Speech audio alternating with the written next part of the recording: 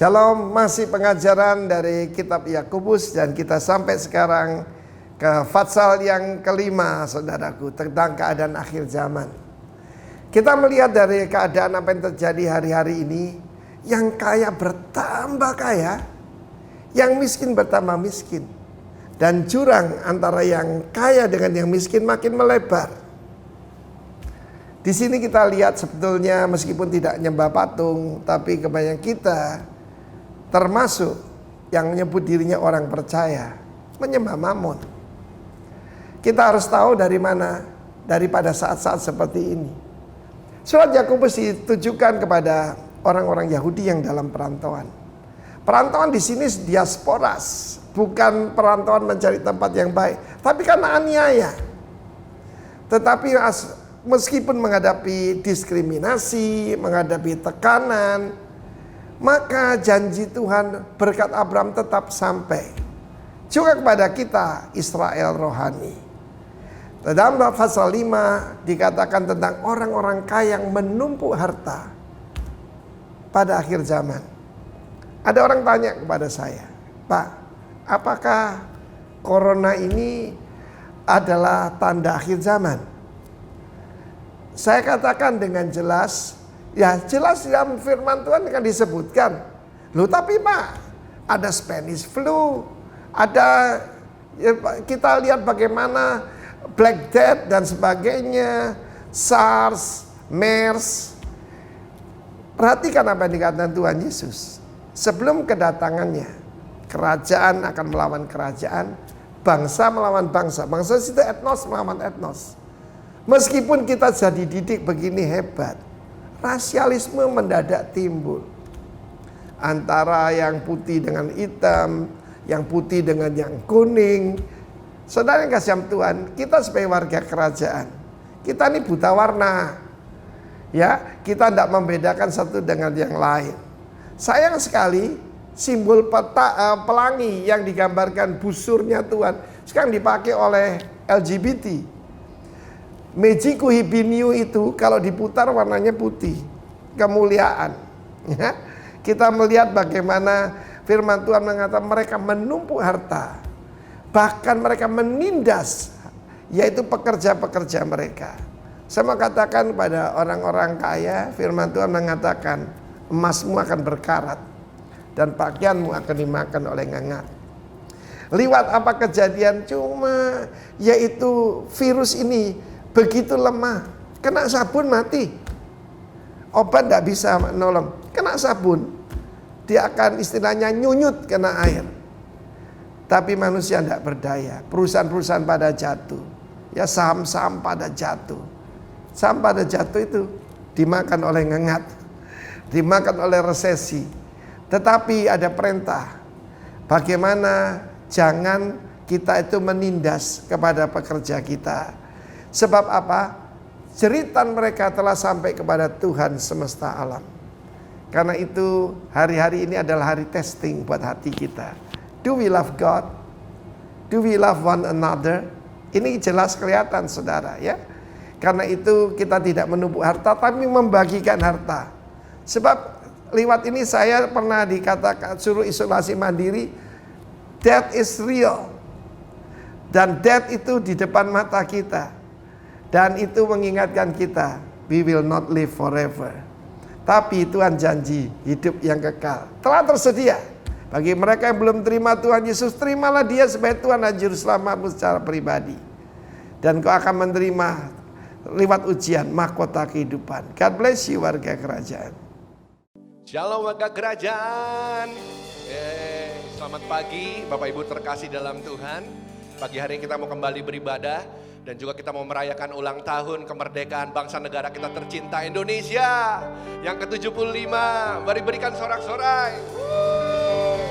Haleluya. Sebagai rasa syukur kita mau sorakan sama-sama merdeka sebanyak 3 kali, oke? Kemudian sorak-sorai bagi Tuhan kita. Mari bangkit berdiri dimanapun kita berada dengan sangat semangat, dengan sukacita. Dalam hitungan ketiga, 1, 2, 3. Merdeka! Merdeka! Merdeka! Haleluya!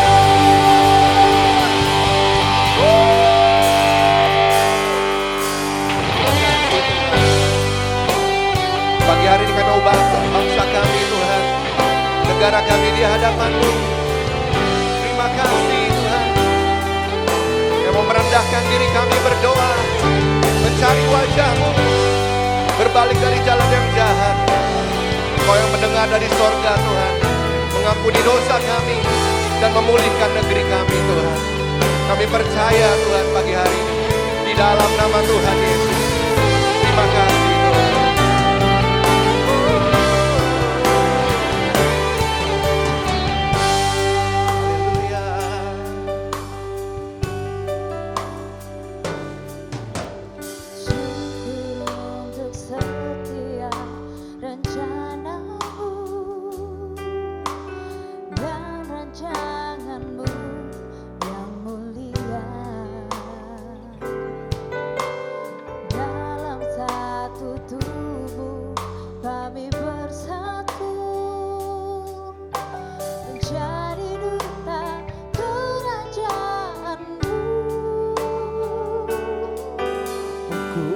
Ucapkan berkat atas Indonesia, biar kemuliaan Tuhan akan nyata. Mari sama-sama katakan, bagi bangsa ini kami berdiri dan membawa doa kami kepadamu. Sesuatu yang besar pasti terjadi dan mengubahkan negeri kami. Hanya nama-Mu Tuhan ditinggikan atas seluruh bumi. Ini doa kami Tuhan. Haleluya. Kami merindu melihat Indonesia pulih dari semua problema, hidup dalam jalan kebenaran-Mu, pancarkan terang kemuliaan-Mu. Kami ucapkan berkat, ucapkan berkat atas Indonesia, biar kemuliaan Tuhan akan nyata. Bagi bangsa ini kami berdiri dan membawa doa kami kepadamu. Sesuatu yang besar pasti terjadi dan mengubahkan negeri kami. Hanya nama-Mu Tuhan ditinggikan atas seluruh bumi.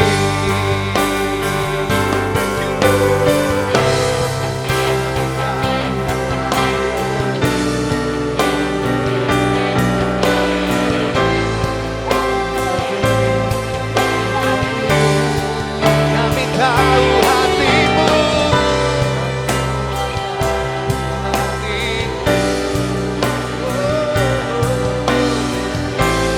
ada di bangsa ini.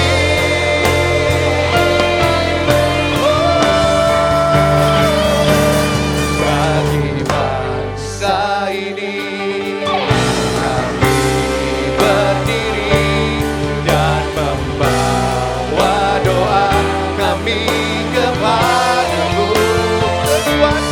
Sesuatu yang besar pasti terjadi dan mengubahkan negeri kami. Hanya nama-Mu Tuhan ditinggikan atas seluruh bumi. Mari kita sama-sama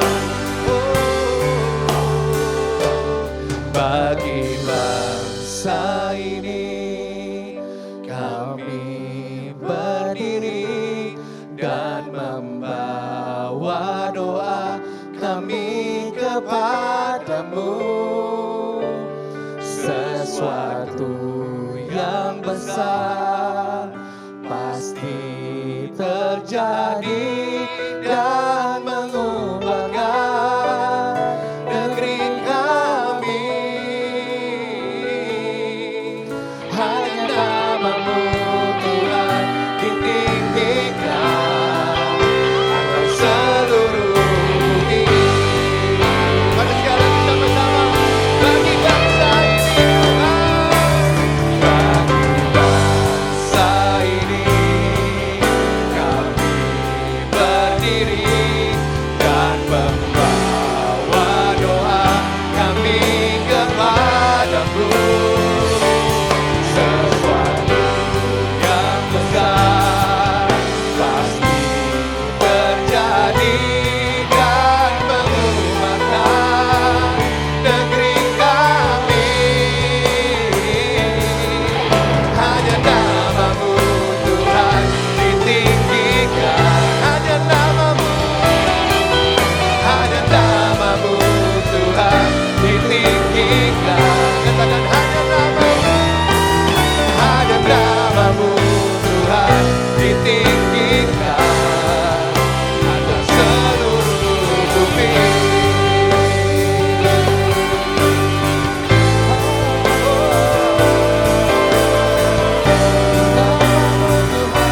Hanya namamu Tuhan ditinggikan atas bumi Indonesia, atas negeri kami.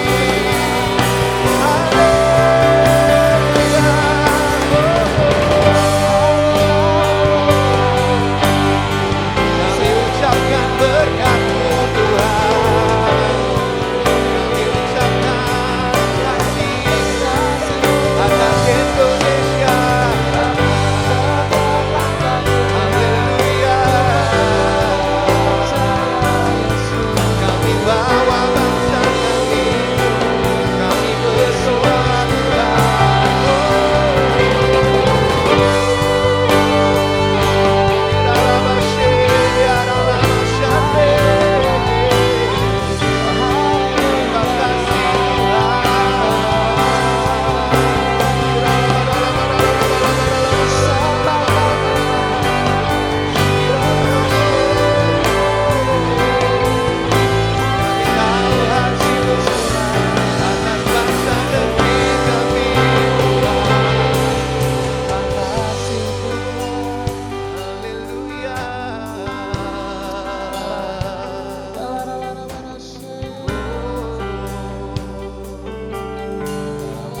Mari pagi hari ini kita ambil waktu sejenak, kita mau berdoa buat Indonesia. Kita mau ucapkan berkat buat bangsa negeri kita. Mari ucapkan kata-kata yang membangun. Ucapkan kata yang sesuai dengan firman Tuhan. Ucapkan kata-kata yang menghidupkan atas bangsa negara kita. Mari kita percaya doa orang benar bila dengan yakin didoakan sangat besar kuasanya. Mari kita mulai berdoa masing-masing dalam rumahmu, di kamarmu, bersama keluargamu, bergandengan tangan kita berdoa buat negeri dan bangsa kita. Kirabasya kata kaya ralabasya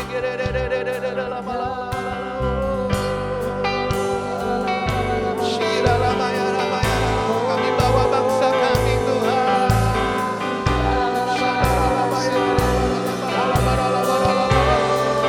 Bangsa kami butuh Engkau. Bangsa kami perlu Engkau Tuhan.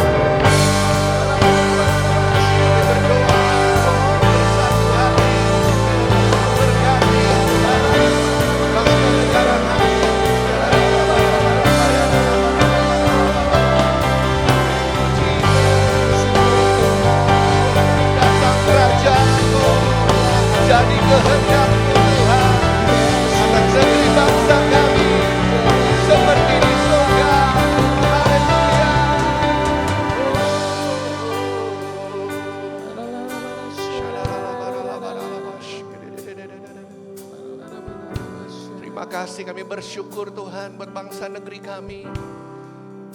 Buat kemerdekaan yang Kau telah beri sampai hari ini Tuhan. Terima kasih. Buat kasih penyertaan atas bangsa negeri kami Tuhan. Kami percaya semua karena kasih anugerah-Mu Tuhan. Kami berdoa Tuhan, kami minta pengampunan atas bangsa negeri kami Tuhan. Minta belas kasihan-Mu atas bangsa negeri kami Tuhan. Di dalam nama Tuhan Yesus Tuhan. Kau yang sanggup memulihkan segala sesuatu Tuhan. Kau yang sanggup Tuhan mengubahkan segala keadaan Tuhan. Kami katakan Tuhan dipulihkan bangsa negara kami Indonesia. Di dalam nama Tuhan Yesus. Dari segala yang ada Tuhan. Segi ekonomi Tuhan, politik dan sebagainya Tuhan. Kami percayakan di dalam tangan kuat kuasa-Mu yang sempurna Tuhan. Di dalam nama Tuhan Yesus. Kami berdoa perintah kami Tuhan. Buat Presiden kami Bapak Jokowi, Wakil Presiden beserta seluruh jajaran yang ada. Berikan hikmat dan takut akan Engkau Tuhan. Sehingga boleh memerintah Tuhan mengambil langkah-langkah yang tepat ke depan Tuhan. Berdoa bersama tim dokter Tuhan, tim medis yang ada. Berikan kesehatan, kekuatan, hikmat yang datang daripada-Mu. Terima kasih Tuhan di dalam nama Yesus. Dan kami mematahkan Tuhan setiap siasat jahat manusia. Setiap rancangan yang bukan berasal daripada-Mu Tuhan. Setiap roh perpecahan, roh pemberontakan. Kami mematahkannya di dalam nama Tuhan Yesus Tuhan. Dan kami lepaskan damai sejahtera-Mu, sukacita-Mu Tuhan. Kerukunan Tuhan, keharmonisan di tengah-tengah kami. Keamanan, ketertiban dalam nama Yesus. Pemulihan dari segala yang ada Tuhan. Dalam nama Tuhan Yesus Tuhan. Terima kasih. Kami mau katakan bangsa kami menjadi bangsa yang maju Tuhan. Bangsa yang berhasil Tuhan. Bangsa yang beruntung. Bangsa yang takut akan Tuhan. Bangsa yang penuh dengan integritas Tuhan. Dalam nama Yesus Tuhan. Dan kami minta Tuhan hujan pertobatan dan hujan keselamatan-Mu terjadi juga buat Indonesia Tuhan. Dalam nama Yesus Tuhan. Pulau-pulau akan memuji menyembah-Mu. Kota-kota akan memuliakan nama-Mu Tuhan. Diberkati bangsa negara kami Tuhan. Diberikan hikmat yang datang daripada-Mu. Dalam nama Tuhan Yesus. Kami lepaskan berkat-Mu pagi hari ini untuk bangsa negeri kami Tuhan. Kami katakan shalom, shalom buat Indonesia. Buat kota kami Jakarta. Dalam nama Yesus Tuhan. Terima kasih Tuhan, terima kasih. Datang kerajaan-Mu jadi kehendak-Mu. Buat bangsa negeri kami seperti di dalam sorga Tuhan. Di dalam nama Tuhan Yesus. Haleluya. Yes Lord. Oh praise the name of the Lord our God. Oh praise His name forevermore. For endless days we will sing your praise.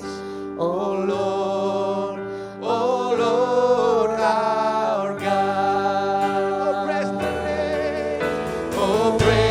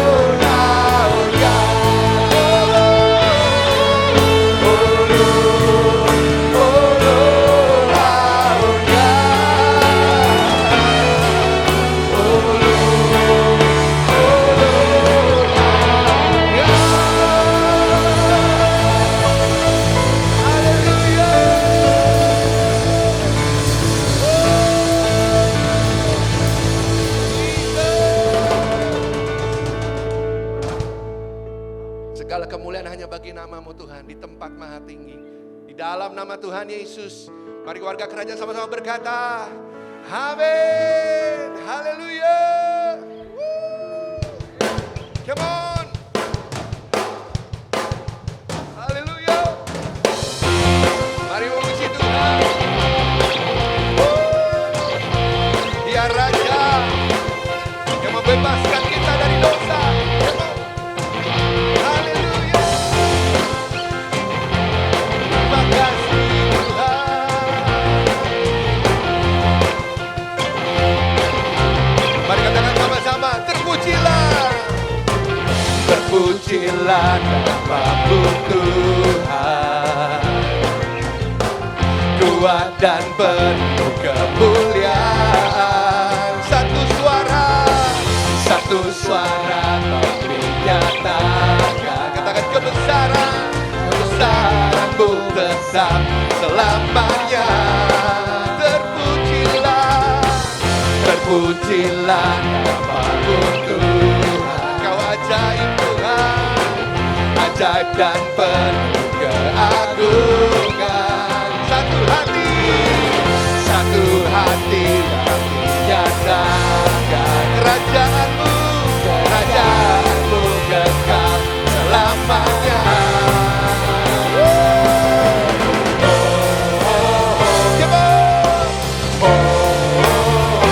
Engkaulah Raja atas dunia yang menghancurkan kutuk dan membebaskan jiwa. Kami bersorak, bertepuk tangan. Engkau Tuhan percaya dan memerintah untuk selamanya. Haleluya. Come on. Terpujilah namamu Tuhan, kau ajaib Tuhan, ajaib dan penuh keagungan. Katakan satu hati kami nyatakan, kerajaanmu kekal selamanya.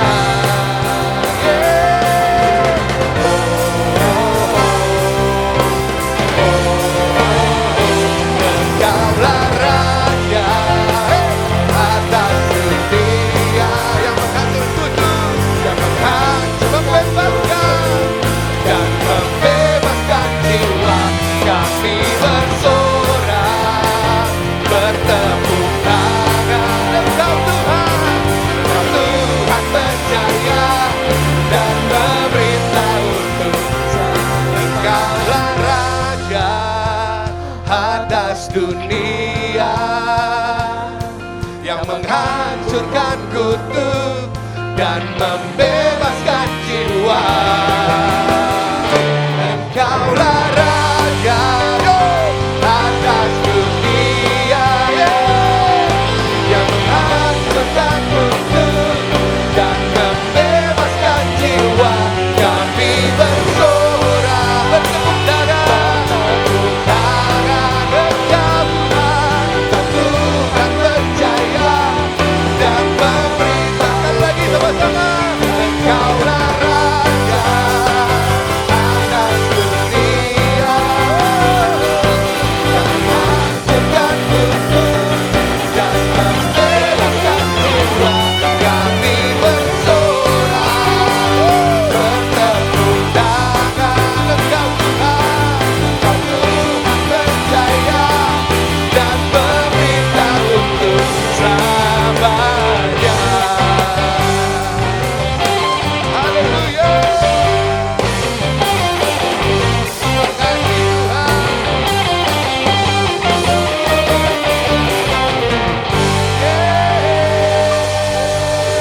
Haleluya.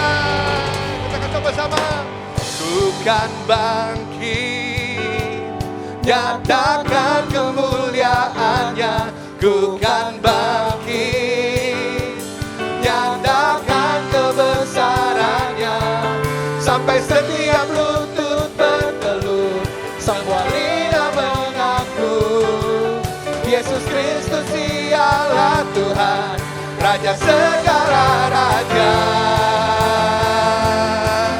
Dialah Raja, Raja.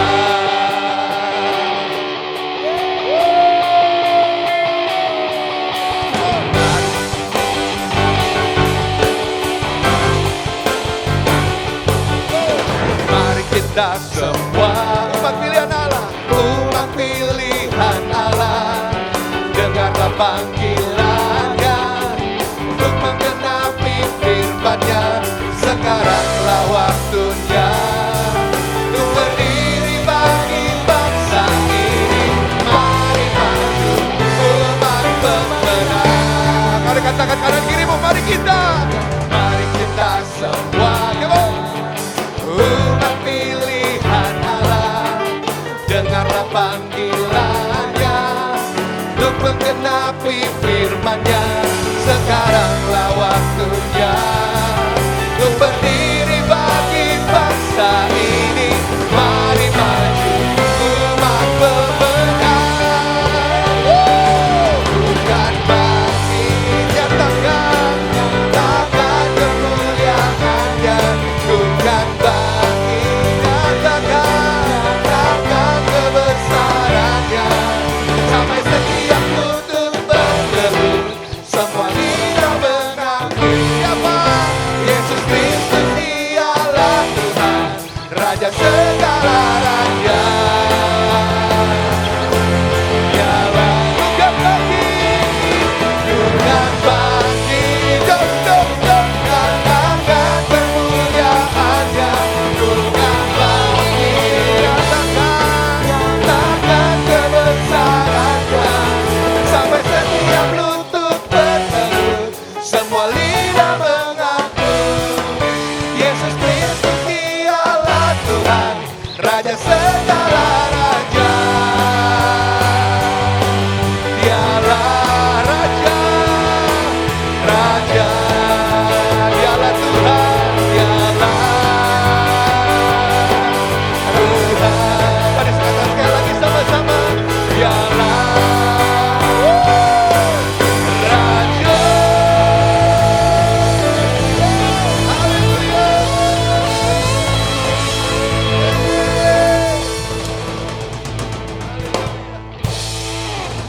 Terima kasih Tuhan. Kami mau bangkit Tuhan bagi kemuliaan-Mu. Kami mau terus berdiri sampai ke garis akhir Tuhan. Kami mau Tuhan terus berjalan dalam kehendak-Mu yang sempurna. Karena kami tahu Tuhan kami gak sendiri. Kau yang selalu menopang setiap hidup kami Tuhan. Dengan anugerah-Mu yang sempurna. Terima kasih Tuhan. Dalam nama Tuhan Yesus. Amin.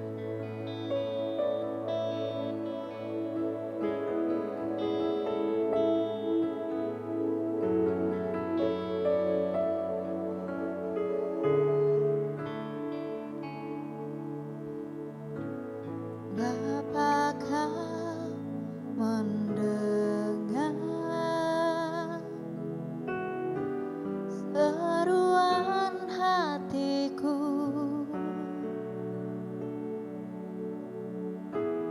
Tak pernah Kau lepaskan dari kasih-Mu.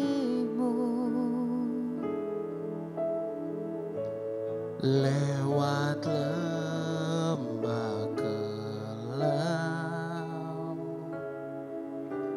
Engkau temani aku. Roh-Mu bekerja selalu untuk kebaikanku.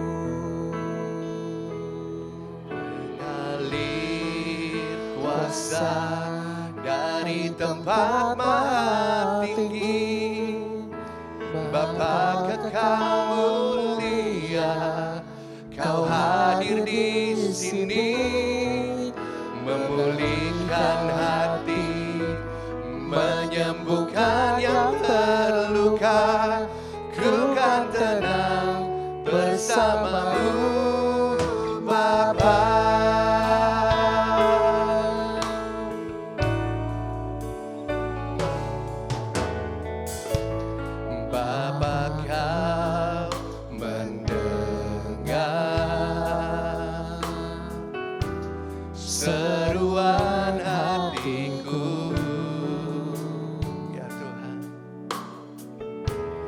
tak pernah kau lepaskan dari kasih-Mu. Lewat lembah gelap, lewat lembah gelap, Kau temani kami Tuhan. Kau temani aku.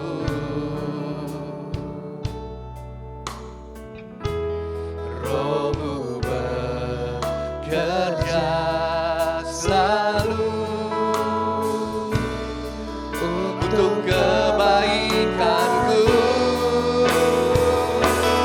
mengalir kuasa dari tempat maha tinggi. Bapa kekal mulia, Kau hadir di sini, memulihkan hati, menyembuhkan yang terluka. Ku kan tenang bersama-Mu, Bapa. Mengalir kuasa dari tempat maha tinggi. Bapa kekal mulia, Kau hadir di sini, memulihkan hati, menyembuhkan yang terluka. Ku kan tenang bersama-Mu, Bapa. Mengalir kuasa dari tempat maha tinggi. Bapa kekal mulia, Kau hadir di sini, memulihkan hati, menyembuhkan yang terluka. Ku kan tenang bersama-Mu, Bapa. Memulihkan hati, menyembuhkan yang terluka. Ku kan tenang bersama-Mu, Bapa. Kami kan tenang, ku kan tenang bersama-Mu, Bapa. Ku kan tenang bersama-Mu, Bapa.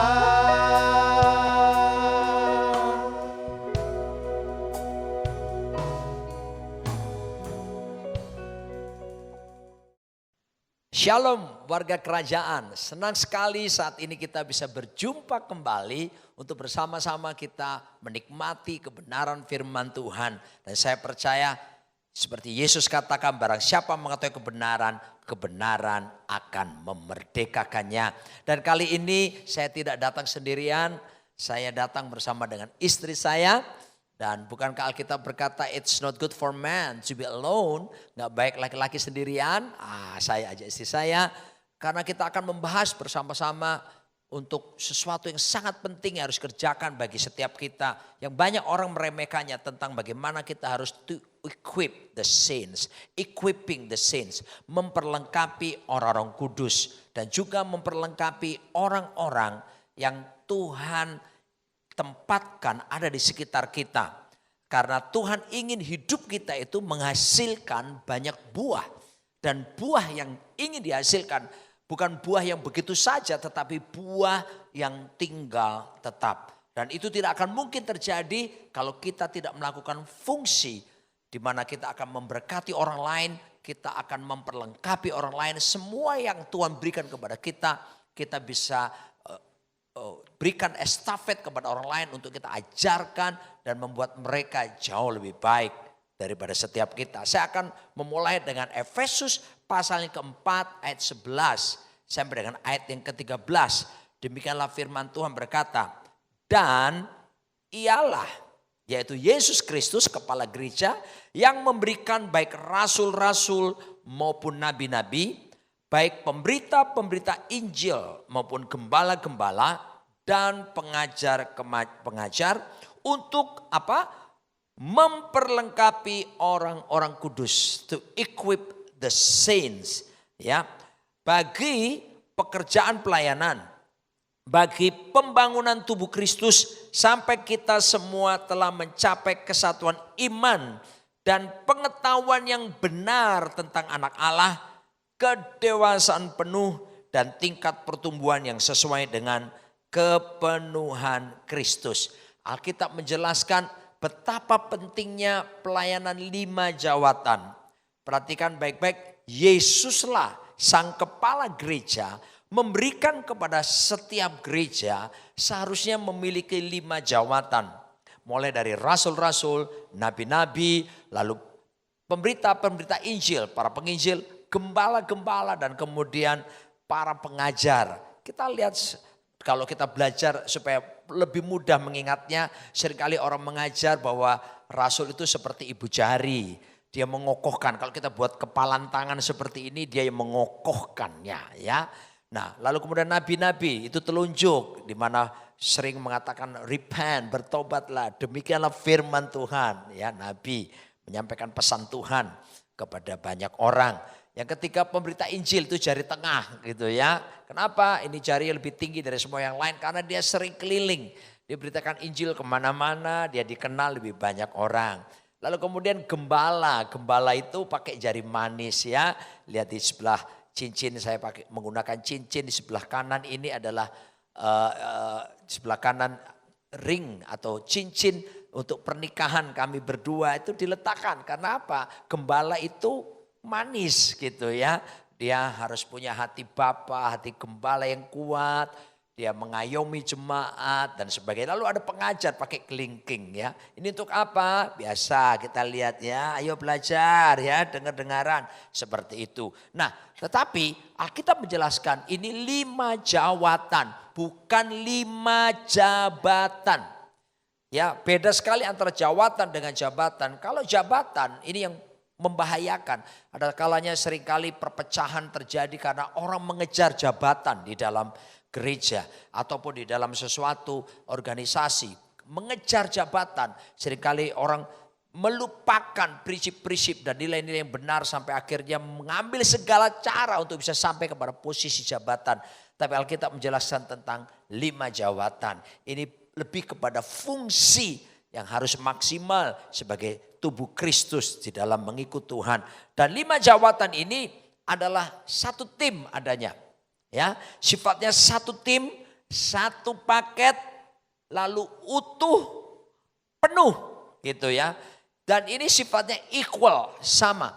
Kita tidak bisa berkata bahwa oh saya rasul, maka saya lebih hebat daripada yang lain. Oh saya nabi, saya lebih hebat daripada yang lain. Tidak, 5 jawatan ini equal, sama. Semua dibutuhkan untuk bisa berperan mendewasakan jemaat. Mematangkan jemaat untuk mengalami kesatuan iman dan tingkat pertumbuhan sesuai dengan kepenuhan Kristus. Ya, sekali lagi saya ingatkan 5-5-nya harus berfungsi. Mungkin pertanyaan kita sederhana. Oh, di tempat kami belum ada 5-5-nya. Nah, mari kita lihat bahwasanya kalau seandainya di tempat kita hanya punya 3 jawatan dan 2 tidak ada, misalnya rasul dan nabi tidak ada, maka kita bisa berkolaborasi dengan tubuh Kristus yang lainnya yang punya karunia tentang kerasulan ataupun kenabian untuk datang mengajar ke tempat kita dan memperlengkapi orang-orang kudus di tempat kita. Sehingga dengan demikian 5 jawatan itu fungsinya bisa dinyatakan dan bisa diimpartasikan kepada jemaat. Kenapa ini penting? Karena dengan pelayanan 5 jawatan ketika memperlengkapi gerejanya, memperlengkapi orang-orang kudus dengan baik, maka yang terjadi gereja akan mencapai kesatuan iman. Gereja akan menjadi dewasa. Jemaat akan mencapai tingkat pengenalan kepenuhan akan Kristus yang lebih matang lagi. Dan ini yang luar biasa sehingga kita siap untuk menjadi mempelai bagi kepala gereja yaitu Tuhan kita Yesus Kristus. Nah perhatikan baik-baik. Yesus yang memberi 5 jawatan. 5 jawatan inilah yang melatih, yang memperlengkapi orang kudus. Untuk apa? Bergerak keluar. Untuk mereka jangkau jiwa. Menjadi berkat buat komunitas di luar. Menjadi berkat buat marketplace. Jadi yang bergerak keluar itu sebetulnya bukan 5 jawatan. Yang bergerak keluar bagi dunia itu sebetulnya adalah jemaat. orang-orang kudus yang diperlengkapi. Sebab itu walaupun kita mengalami masa pandemi lewat Zoom, lewat online service, kita tetap bisa diperlengkapi supaya setiap kita pun jemaat bisa tetap jadi berkat bagi orang-orang di sekitar kita. Di komunitas ditempatkan kita ada di situ dan ataupun di marketplace di mana kita sedang bekerja yang ada di situ. Dan proses ini bukan cuma hanya proses dalam kehidupan bergereja jemaat, tetapi proses memperlengkapi orang kudus yang paling strategis kita mulai lebih dulu dari rumah kita, dari keluarga kita. Dari siapa? Dari anak-anak jasmani maupun anak-anak rohani yang Tuhan percayakan kepada kita. Istri saya ada di sebelah saya dan dia akan sharingkan bagaimana proses memperlengkapi orang-orang kudus dimulai dari keluarga maupun anak-anak rohani yang Tuhan percayakan kepada kita. Silakan. Terima kasih. Bapak Ibu, kita belajar dari salah satu tokoh yang paling hebat di Alkitab, setelah Yesus ya pastinya, Daud, Raja Daud Bapak Ibu. Kita belajar seperti ini, Daud bisa melewati masa-masa sulitnya dengan gemilang, bahkan dia menuliskan banyak amsal, banyak mazmur. Kemudian kita juga melihat bahwa Daud sebagai seorang raja yang berhasil. Daud juga melewati beberapa peperangan dan dia berhasil Bapak Ibu. Nah, kita tahu semua, kita belajar pada zaman itu raja itu selalu keturunan demi keturunan. Kalau sekarang mungkin kepada orang yang berbeda, tapi pada zaman itu sudah pasti keturunan demi keturunan. Kita belajar dari Daud Bapak Ibu. Dia berhasil memerintah, dia berhasil memenangkan peperangan, tapi dia tidak berhasil dalam menurunkan orang-orang yang di bawah dia. Anak-anaknya mempersiapkan, mengequip orang-orang. Pak Arifin sebagai gembala senior beberapa kali memberikan statement, seorang yang berhasil bukan hanya berhasil di zamannya, tapi seseorang disebut sukses ketika dia juga sukses mempersiapkan orang-orang yang akan melanjutkan apa yang sudah dia lakukan.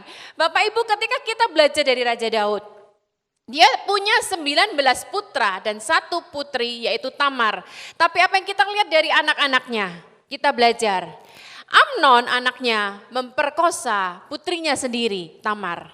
Kemudian kita melihat Adonia anaknya mengkudeta bapaknya. Oke, mungkin dari semua anaknya yang paling parah adalah Absalom kita melihat.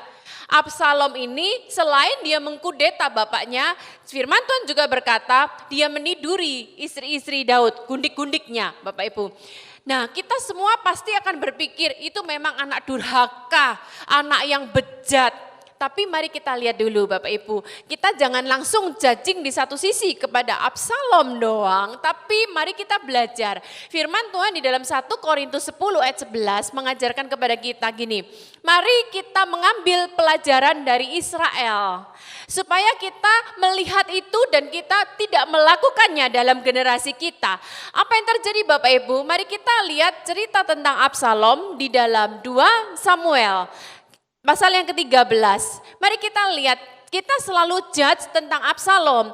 Tapi suatu kali, gini, ketika Amnon memperkosa Tamar, firman Tuhan berkata bapaknya Daud marah. Tapi tidak dijelaskan di situ bahwa Daud memberi sanksi kepada Amnon. Nah, suatu kali terjadi pengguntingan bulu domba. Absalom bikin pesta untuk pengguntingan bulu domba tersebut. Dia mengundang bapaknya di dalam 2 Samuel pasal yang ke-13. Dia bilang sama bapaknya, ayo Pak datang 2 Samuel 13 ayat yang ke-25. Ayo Pak datang ke acaraku. Tetapi raja bilang gini, maaf anakku, jangan kami semua pergi. Supaya kami jangan menyusahkan engkau. Bapak Ibu, kalau Absalom kiranya sudah membuat pesta, dia berharap bapaknya datang dong, bukan membuat susah. Tapi dia sangat berharap kehadiran bapaknya. Firman Tuhan menjelaskan, lalu Absalom mendesak tetapi raja tetap tidak mau pergi. Ia hanya memberi restu kepadanya. Bapak Ibu, bicara tentang equip tidak cukup restu. Tapi kehadiran kita, waktu kita penting buat anak-anak kita. Apa yang terjadi Bapak Ibu dengan Absalom ketika dia sudah merayu bapaknya, tapi bapaknya tetap tidak mau pergi. Dia membunuh Amnon. Setelah dia membunuh Amnon, bapaknya marah, dia minggat Bapak Ibu ke Gesur 3 tahun. Jadi 2 tahun penantian, kemudian 3 tahun dia pergi ke ke Gesur. Apa yang terjadi? Dia pulang lagi lewat bantuan Yoab dipanggil. 2 tahun pun bapaknya diamin. Firman Tuhan berkata di dalam 2 Samuel pasal yang ke-14. Berkata gini, kalau bila perlu bapakku marah, marahin aku. Kalau aku salah, tegur, hukum aku. Tapi aku jangan didiemin. Bapak Ibu di rumah, bicara equipping adalah bicara kita harus berkorban waktu. Kita memberikan perhatian. Kita nggak bisa bilang mengequip tanpa kita memberikan waktu. Oh, aku merestuimu, nak, aku mengasihimu. Hanya kata-kata, tapi anak perlu bukti. Di sini kita bicara tentang anak jasmani, tapi juga anak rohani. Yang pertama saya mau sharing tentang who, siapa. Siapakah orang-orang yang harus kita equip, Bapak Ibu? Kita nggak perlu gini, siapa yang akan jadi anak rohaniku? Bapak Ibu, orang yang Tuhan taruh di hidup kita, itulah orang yang sudah Tuhan siapkan untuk kita equip. Pertama adalah anak-anak jasmani kita. Siapakah orang yang paling kecewa ketika tidak kita equip? Bukan orang lain Bapak Ibu, adalah anakmu sendiri di rumah. Jadi Bapak Ibu sekarang jangan dulu berpikir siapa ya orang yang mau ku equip. Anak yang jasmani yang Tuhan sudah percayakan kepada kita, itulah pertama yang harus kita equip. Yang kedua, orang-orang di sekeliling kita yang sudah Tuhan tempatkan, berarti itulah yang Tuhan percayakan buat kita untuk kita equip. Equip di sini bicara tentang modeling dan nurturing. Yang kedua, saya akan sampaikan who dan what. Nanti Pak Roni akan bicara who, when-nya. What-nya gini Bapak Ibu, bicara tentang equipping di sini adalah modeling dan nurturing Bapak. Saya punya tante seorang konveksi, dia konveksi pakaian anak Bapak Ibu. Jadi bicara what yang pertama adalah kedekatan. Modeling, nurturing, pertama adalah kedekatan. Nah, konveksi itu Bapak Ibu dia punya satu pola, dia nggak motong satu-satu sesuai pola, enggak. Tapi dia taruh pola di atas, dia taruh setumpuk kain, langsung dengan alatnya langsung dipotong sesuai dengan pola. Butuh kedekatan untuk bisa dipotong sesuai dengan pola. Enggak mungkin dong Bapak Ibu jarak yang jauh kemudian dipotong sesuai pola. Enggak, itu ditempel, dilekatin, baru dipotong sesuai pola. Jadi untuk bicara equipping, bicara itu adalah modeling kedekatan Bapak Ibu. Kita butuh dekat sama anak-anak kita. Kita butuh tentang menjadi berkat, menjadi teladan, menjadi contoh buat anak-anak kita. Bapak Ibu, Pak Roni selalu menanamkan buat David khususnya putra kami satu-satunya tentang hadapi tantangan. David ngelihat sendiri bagaimana hadapi tantangan di pelayanan, disalah mengerti orang, bagaimana kadang-kadang ditegur Pak Arifin sebagai gembala, gimana papanya tough menghadapi tantangan. Pak Roni selalu ngajar anaknya hadapi tantangan, tapi kehidupan kami sehari-hari, kedekatan kami sehari-hari, memberikan teladan kepada anak-anak bagaimana supaya menghadapi tantangan. Nah, Pak Roni ini sangat murah hati Bapak Ibu. Nah, ketika anak kami melihat bagaimana papahnya sangat murah hati kepada orang, itu menjadi model. Papahnya menjadi pola, jadi apa yang dilakukan anak-anaknya mengikuti pola bapaknya dari kedekatan sehari-hari Bapak Ibu. Nah, kalau sekarang oleh kemurahan Tuhan, Sabtu tanggal 25 Juli jam 7 pagi kemarin jam Indonesia, kami oleh kemurahan Tuhan Tirsa baru menikah Bapak Ibu. Nah anak-anak juga belajar, dia khususnya Tirsa belajar, mah gimana supaya aku bisa memanage keuangan untuk keluargaku. Jadi sama Bapak Ibu, suami istri adalah merupakan pola yang lengkap buat anak-anak kita Bapak Ibu. Di satu sisi anak-anak belajar bermurah hati, di satu sisi mereka belajar untuk manage keuangan dari saya. Lengkap, orang tua adalah model yang lengkap buat anak-anak. Karena orang tua adalah patron pertama, sekolah pertama, kurikulum pertama yang dilihat anak-anak. Equip adalah bicara kedekatan Bapak Ibu. Yang kedua bicara tentang waktu. Kita nggak bisa bilang yang penting itu adalah kualitas, tanpa kuantiti nggak apa-apa. Nggak tepat juga. Sebab kita tidak akan bisa mengatakan kualitas tanpa kuantiti yang cukup Bapak Ibu. Kita kuantiti cukup. Kalau saya mau bersaksi Bapak Ibu pada waktu pernikahan Tirsa kemarin. Ada satu hal fatal yang dilakukan oleh suami saya yang tercinta ini Bapak Ibu. Jadi gini, Pak Roni ini bisa dibilang ratusan, mungkin bahkan lebih dari itu ya, untuk memberkati pernikahan. Biasanya Pak Roni ini Bapak Ibu seperti tahu dia pecicilan kan, dia bisa goda pengantin, ciumlah pasanganmu. Tapi kali ini dia benar-benar menghayati pemberkatan nikah anaknya. Mungkin yang Bapak Ibu melihat Zoom pernikahan kemarin, dari awal Pak Roni ngasih serahkan Tirsa kepada Semi sudah nangis. Karena dia bayangkan Tuhan, oleh kemurahan Tuhan aja aku sembuh COVID, bisa ke Amerika lancar, bahkan bisa membawa anakku ke pelaminan supaya diberkati. Bapak Ibu. Tapi apa yang terjadi Bapak Ibu? Kali ini dia benar-benar nervous. Setelah janji nikah, Pak Roni lupa kasih cincin kepada Semi, Samuel, mantu saya Bapak Ibu ya. Dia lupa sampai akhirnya semua pengapit saling berbisik-bisik. Tirsa sama Semi pun berbisik, Pak, cincin, Pak, cincin. Masih Pak Roni belum ngeh Bapak Ibu. Oke, setelah itu Pak Roni dengar karena Tirsa jadi pengapit, Tevi jadi pengapit di belakang. Kesalahan kedua Bapak Ibu, bukan karena mau menyatakan kesalahan, saking nervousnya Pak Roni, seumur hidup perjamuan kudus terbalik Bapak Ibu. Anggur duluan, baru roti Bapak Ibu. Jadi semua pengapit di belakang terbalik. Tapi saking nervousnya, ini loh Bapak Sebentar, Ibu. potong dulu. Ya. Ternyata sebetulnya itu lebih alkitabiah. Karena pertama kali Yesus membuat mujizat, itu air putih dirubah jadi anggur. Jadi anggur duluan yang terjadi. Baru mujizat yang lain kayak 5 roti, 2 ekor ikan, roti baru menyusul. Nah ini pembelaan. Tapi begini Bapak Ibu, apa yang terjadi? Yang bikin kami terharu, bahkan kami itu bukannya melihat sebagai suatu kesalahan, tapi menjadi cerita haru di keluarga kami. Karena apa? Kami sampai nangis Bapak Ibu, karena Pak Tirsa bilang gini, Papa, justru Papa itu terbalik, Papa membuktikan betapa Papa itu sayang sama aku, Pak. Kalau memberkati semua orang itu seperti biasa, itu hal biasa. Papa nggak nervous, Papa godain orang. Tapi justru kali ini Papa salah. Di situ terbukti bahwa Papa itu saking nervousnya, karena apa? Papa saking cintanya sama aku. Jadi akhirnya dari pengalaman ini kita bukan melihat sebagai suatu kesalahan fatal, tapi justru kita keluarga itu terharu karena bagi anak-anak kami itu punya waktu buat mereka, bagi anak-anak kami itu benar-benar model, contoh, nurture, equip mereka Bapak Ibu. Jadi buat Tirsa bukan sebagai suatu kesalahan fatal, tapi justru dia makasih ya Pak, Papa begitu sayangnya sama aku sampai Papa nervous sampai terbalik Bapak Ibu.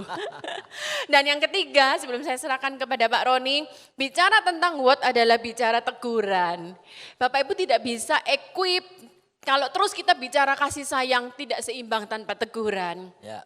Apa yang terjadi Disiplin. kepada Adonia? Firman Tuhan berkata bapaknya nggak pernah tegur dia. Apa yang terjadi dengan Hofni dan Pinehas anak-anak Imam Eli? Bapaknya nggak pernah tegur dia. Bapak-bapak, ibu-ibu di rumah, semua gembala juga, gembala komsel. Bicara equipping adalah juga bicara tentang teguran. Kasih juga menegur. Dan yang terakhir ingatlah, tolong ditampilkan Mazmur 78 bahwa bicara equip adalah bicara pengulangan. Gini Bapak Ibu maksudnya, kami hidup sebagai keluarga suami istri, kami memperlengkapi anak-anak kami, David, Tirsa, Tevi. Sehingga anak-anak David, Tirsa, Tevi takut akan Tuhan, kenal firman Tuhan. Tirsa dan Semi bilang gini, aku nggak jaga, kepingin langsung punya anak. Karena mereka dua sama-sama suka anak kecil. Dan mereka tak tahu bahwa nanti mereka mendidik dengan apa yang sudah kami lakukan. Equipping adalah pengulangan turun-menurun Bapak Ibu. Kami melakukan mendidik anak dengan benar. Nanti ketika anak-anak kami menikah, mereka pun akan melakukan mendidik anak dengan benar. Saya tutup, saya bacakan Mazmur 78 ayat 5-6. Telah ditetapkannya peringatan di Yakub dan hukum Taurat diberinya di Israel. Nenek moyang kita diperintahkannya untuk memperkenalkannya kepada anak-anak mereka. Ingat loh Bapak Ibu, ini perintah supaya kita memperkenalkan hukum kepada anak-anak kita. Selanjutnya, supaya dikenal oleh angkatan yang kemudian, supaya anak-anak yang akan lahir kelak, equipping bicara pengulangan. Karena tanggung jawab kita generasi Bapak Ibu ya, dan bangun dan menceritakannya kepada anak-anak mereka. Apa yang perlu kita lakukan? Tanggung jawab kita sekarang, mengequip orang yang di sekitar kita. nanti mereka bertanggung jawab untuk mengequip orang lagi di sekitarnya. Maka itulah yang terjadi kolonisasi kerajaan Allah. Tuhan Yesus memberkati. Kalau ada orang meninggal, apa yang ditinggalkannya? Yang pertama tentunya adalah memori. Ingatan-ingatan, foto-foto yang manis, tapi itu bisa rusak dan bisa hilang, bisa lenyap. Lalu kemudian orang meninggalkan apa lagi? Meninggalkan monumen. Mungkin berupa sebuah bangunan untuk mengenang atau sebuah patung yang dibangun besar, tapi monumen bisa dihancurkan, bangunan bisa lapuk, bangunan bisa dijual. Lalu orang meninggalkan apa lagi selain monumen, selain warisan, selain memori, warisan. Nah ini tidak salah ketika orang meninggalkan warisan untuk anak-anaknya. Tapi apa yang terjadi? Warisan bisa habis. Walaupun ada yang bilang 7 turunan tidak habis. Siapa bilang? Berdasarkan begitu banyak ketamakan, maka harta bisa habis, uang bisa habis, bahkan bisa menimbulkan perpecahan keluarga, pertengkaran keluarga karena warisan harta. Tetapi orang yang meninggal justru yang paling bagus adalah meninggalkan apa yang disebut legacy. Apa yang dibacakan istri saya Mazmur 78 itu bicara legacy. Apa itu legacy? Warisan rohani yang bersifat kekal, yang dapat dipindah tangankan dari generasi satu ke generasi yang berikutnya. Sekali lagi, legacy adalah warisan rohani yang bersifat kekal yang dapat dipindah tangankan dari generasi satu ke generasi yang berikutnya. Kita mungkin hidup tidak punya banyak harta, tetapi kalau kita punya warisan rohani, legacy ini, yaitu bagaimana anak-anak diajar untuk takut Tuhan, mengalami love encounter, perjumpaan dengan kasih Tuhan, mengalami power encounter, perjumpaan dengan kuasa Tuhan, mengalami miracle encounter, mengalami perjumpaan dengan mujizat-mujizat, mengajarkan kepada anak-anak kita jasmani maupun rohani bahwa Yesus Kristus tetap sama baik kemarin, sekarang, bahkan sampai selama-lamanya. Kalau dulu dia buat mujizat, sampai hari ini pun Yesus Kristus sanggup melakukan mujizat. Lalu kemudian warisannya berikutnya adalah the truth encounter. Apa itu? Perjumpaan dengan kebenaran firman. Mulai dari kecil, anak-anak jasmani, rohani, orang-orang di sekitar kita itu mempercayakan, kita ajari kebenaran. Karena kebenaran dalam Kristuslah yang bisa memerdekakan. Ini jauh melebihi positive thinking. Dan apa yang terjadi kalau kita bekali seperti ini, maka seperti Mazmur 78 itu ditulis oleh Asaf. Ya, Asaf ini kalau kami perhatikan 500 tahun lamanya dari generasi satu ke generasi yang berikutnya tetap melayani Tuhan. Sementara Raja Daud hanya sampai generasi ketiga saja sudah bagaimana anaknya Salomo. Salomo itu generasi kedua. Tapi generasi ketiga adalah Rehabeam. Rehabeam ini sudah membuat Israel pecah jadi dua. Kerajaan utara, kerajaan selatan. Ya, tapi Asaf menggunakan kurikulum yang luar biasa ini, ada kedekatan dikerjakan, diberi waktu yang cukup sampai 500 tahun keluarga ini tanpa henti, generasi demi generasi melayani Tuhan. Oh, Anda bisa bayangkan, mari Anda jawab, 100 tahun kemudian gimana dengan anak-anakmu, dengan cucu-cucumu? Apakah Anda berani memastikan mereka tetap percaya Yesus atau tidak? Tergantung Anda hari ini. Mari perlengkapi mereka. Mari perlengkapi generasi ini. Ini tanggung jawab yang Tuhan berikan kepada kita. Dan saya percaya kalau kita lakukan ini, kita akan melihat generasi yang jauh lebih baik daripada generasi kita pada saat ini. Istri saya sudah menekankan pengulangan demi pengulangan. Bersedia memberikan waktu karena harus juga didisiplin ketika berbuat kesalahan. Saya tutup dengan kesaksian bagaimana saya mengalami, jangan bosan-bosan ya kalau saya bersaksi lagi. Bagaimana 16 hari di rumah sakit karena COVID-19 tersebut. Di situ saya dapatkan, saya dihajar oleh Tuhan. Tapi saya juga diajar oleh Tuhan. Wow, mungkin sudah berkata, hah dihajar? Kok begitu keras pernyataannya? Alkitab berkata, kepada orang yang kukasihi akan kutegur dan kuhajar, kata firman Tuhan. Karena Tuhan mengasihi saya diizinkan mengalami dihajar. Ketika saya cerita kepada istri saya tentang dihajar dan diajar oleh Tuhan. Istri saya ini ungu 6, teliti, orangnya detail. Saya kalau baca Alkitab itu begitu ya. 1 tahun selesai, Kejadian sampai Wahyu misalnya seperti itu. Istri saya enggak. Istri saya bukan bisa setahun selesai Kejadian sampai Wahyu. Dia harus baca satu kalimat, titik komanya diperhatikan seperti itu. Dia bilang sama saya, sayang soal dihajar dan diajar itu ada ayatnya loh. Dia bilang, oh ya, saya sendiri. Ada di Mazmur 94 ayat 12 katanya dia. Saya udah berulang-ulang baca Mazmur Bapak Ibu ya. Tapi saya rasanya kok gak pernah ketemu dihajar sama dihajar berbarengan dalam satu ayat. Istri saya malah bisa melihatnya. Di sana dikatakan berbahagialah orang yang kau hajar ya Tuhan. Dan yang kau ajari dari Tauratmu. Wah saudaraku, saya berkata terima kasih sayang. Saya temukan ayat yang luar biasa. Dan itulah yang Tuhan lakukan kepada saya.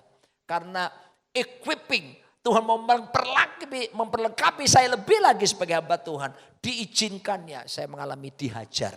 Dihajar kenapa? Karena saya tidak jaga disiplin kesehatan tubuh saya. Sehingga akhirnya saya mengalami drop, yaitu keletihan dan sebagainya. Saya mengalami terpapar C19. Tapi saudara tahu bagaimana Tuhan menyembuhkan setelah saya mengambil keputusan untuk bertobat dan merubah memanage tubuh saya supaya menjadi sehat. Yang berikutnya diajari oleh Tuhan. Diajari apa? Untuk mulai memikirkan kekekalan yang akan datang. Untuk selalu dalam hidup ini menyenangkan Tuhan. Untuk selalu hidup ini mau sungguh-sungguh. Seperti Yesus berkata, makananku ialah melakukan kehendak Bapa dan menyelesaikan pekerjaannya.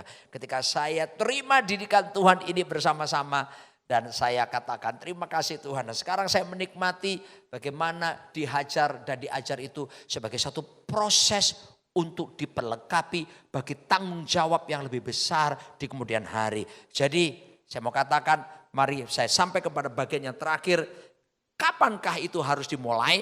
Maka sekarang saya mau katakan jangan nanti ajalah tunggu suatu hari saja. Atau kita katakan oh masih muda kok jadi gak apa-apa nanti aja. No, ini waktunya start from now on.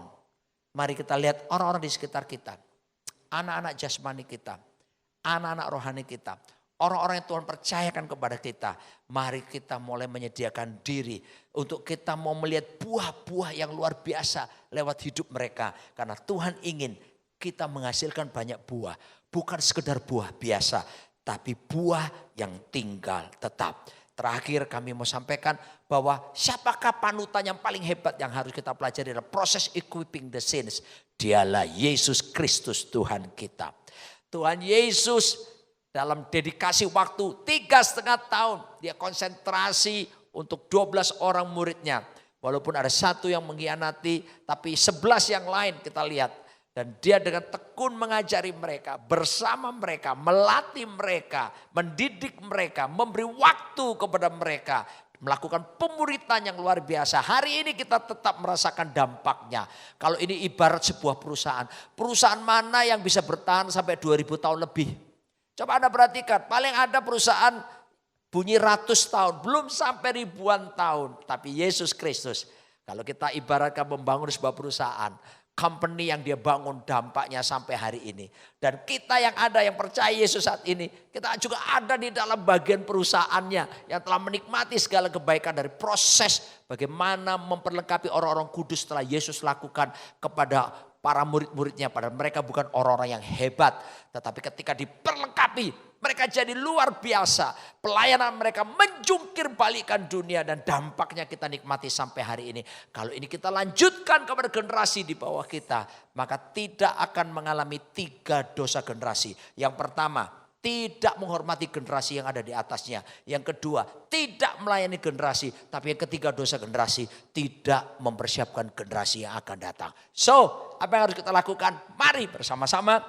Kalau Anda saat ini sebagai suami istri, lakukan, kerjakan, perlengkapi anak-anakmu, anak-anak jasmani, anak-anak rohani. Anda pemimpin-pemimpin, lihat orang di sekitarmu yang Tuhan percayakan.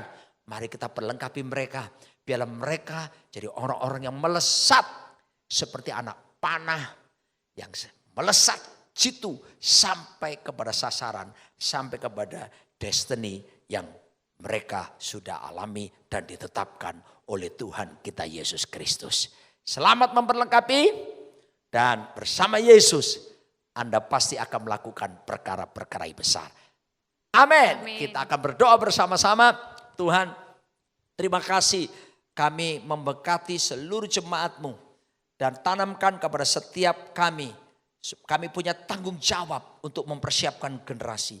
Tanamkan kepada setiap kami bahwa kami harus terlibat dalam proses memperlengkapi orang-orang kudus. Baik dalam 5 jawatan di dalam gereja maupun dalam kami, dalam rumah tangga kami masing-masing yang Kau percayakan untuk anak-anak jasmani maupun anak-anak rohani dan juga orang-orang yang ada di sekitar kami.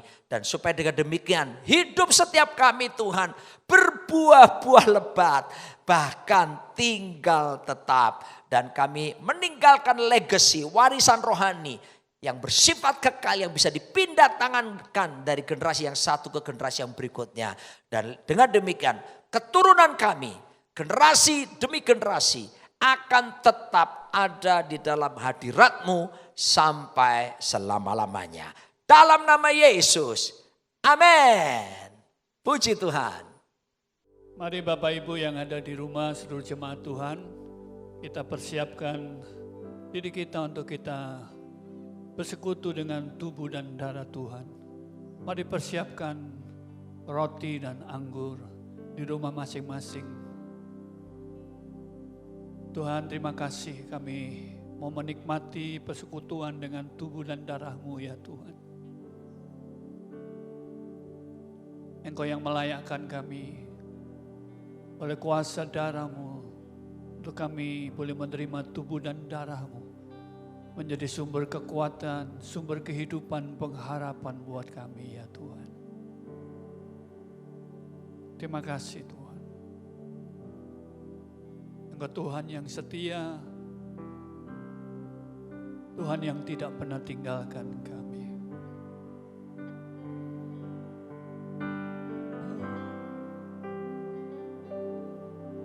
Engkau Tuhan yang setia, waktu-Mu selalu yang terbaik. Engkau Tuhan sandaranku, dan ku hanya kan berharap padamu. Satu-satunya yang ku andalkan, satu-satunya yang ku percaya.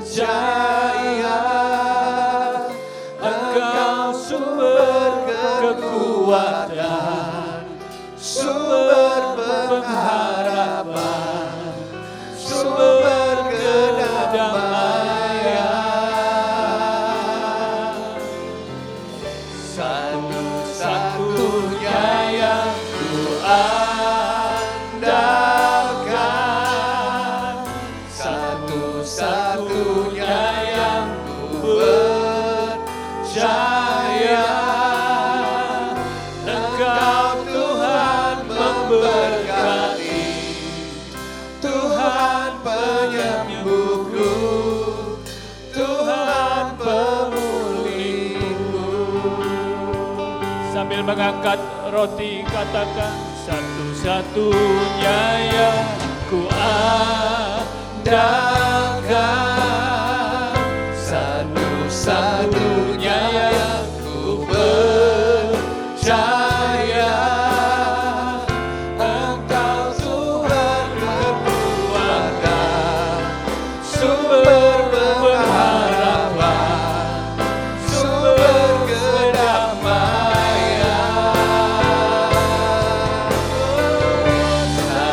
Satu-satunya yang ku andalkan, satu-satunya yang ku percaya. Engkau Tuhan memberkati, Tuhan penyembuhku, Tuhan pemulihku.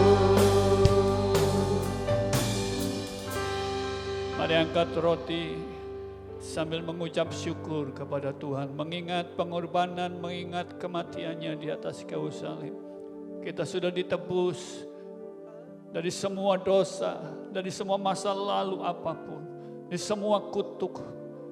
Tuhan sudah gantikan dengan berkat-Nya di atas kayu salib. Kelemahan kita digantikan dengan kekuatan-Nya. Kesakitan, kelemahan kita diganti dengan kesembuhan dan kesehatan. Mari dengan penuh ucapan syukur kita mau terima tubuh-Nya. Bapak Ibu yang dikasihi Tuhan, percayakah Bapak Ibu bahwa roti yang kita angkat tinggi ini persekutuan kita dengan tubuh Yesus. Mari makan dalam nama Yesus Tuhan.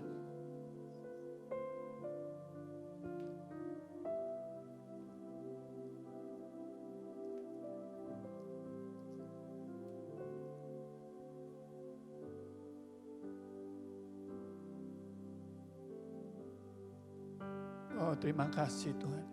Mari angkat cawan anggur sambil mengucap syukur. Tuhan, Kau melihat setiap umat-Mu ya Tuhan. Engkau lihat setiap kerinduan-kerinduan mereka. Engkau lihat pergumulan demi pergumulan umat-Mu. Engkau tidak pernah tinggalkan mereka. Tuhan, saat ini Engkau hadir di tengah-tengah umat-Mu untuk menjamah mereka, memulihkan mereka, memberkati mereka ya Tuhan. Kami percaya ya Tuhan, Kau sumber pengharapan dan kehidupan kami. Kami percaya ya Tuhan, kuasa darah-Mu, kuasa mujizat-Mu ya Tuhan, Kau nyatakan atas seluruh umat-Mu ya Tuhan. Bapa, kami mengangkat cawan anggur dengan penuh ucapan syukur kepada-Mu. Mata hati kami terus memandang Engkau. Tuhan Yesus, Engkau penolong kami. Bapak Ibu yang dikasihi Tuhan, percayakah Bapak Ibu bahwa cawan anggur yang kita angkat tinggi ini, persekutuan kita dengan darah Yesus. Mari minum dalam nama Yesus Tuhan.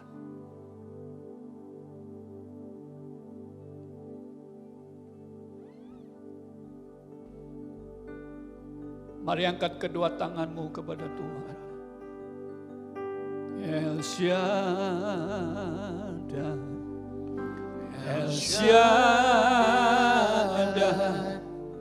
Allah Maha Kuasa. Katakan Dia besar, Dia besar, Dia besar. El Shaddai mulia, El Shaddai, El Shaddai, Allah Maha Kuasa. Berkat-Nya melimpah, berkat-Nya melimpah.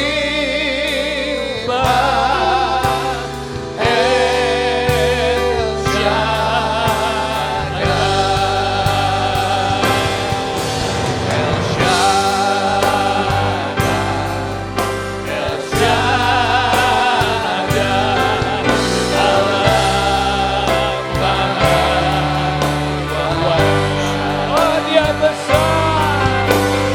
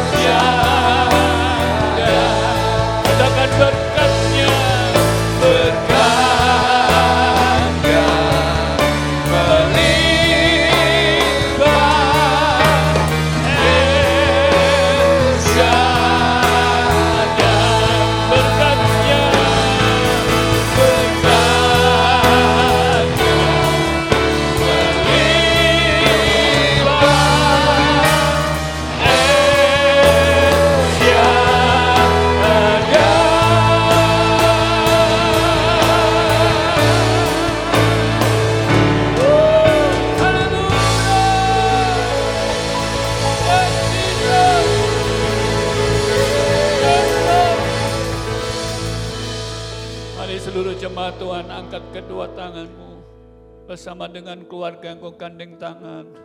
Sepakat bersama-sama, terima berkat Tuhan. Surga terbuka atasmu. Tangan Tuhan yang penuh anugerah menyertai saudara. Memberkati rumah tanggamu. Dikaruniakan terus kerukunan di tengah-tengah saudara. Sebab kesan Allah Tuhan memerintahkan berkat. Kehidupan untuk selama-lamanya. Diberkati usahamu, diberkati pekerjaan bisnismu dalam kelimpahannya. Yang akan mengalami mujizat demi mujizatnya.